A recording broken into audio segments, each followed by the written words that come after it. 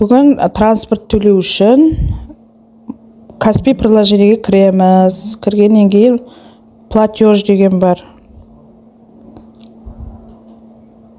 Платежға кіретін боламыз.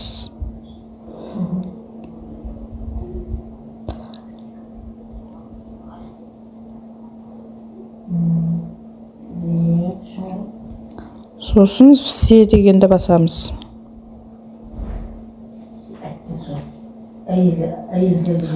Штраф и налоги. Не, штраф и налоги деп тұр, соны басамыз. Сосын әрі қарай келесі налог дегенді кіреміз. Не, осы жерде налог на транспорт деп тұр. Бірінші тұрған. Осыған кіретін боламыз. Жесен тересіздер.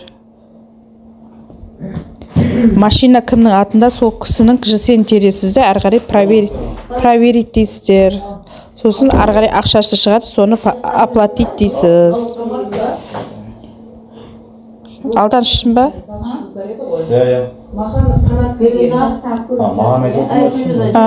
Осы жесен теріп, сосын барып әрі қарай проверить етесіз. Алдан шықы кеп тұрған, я.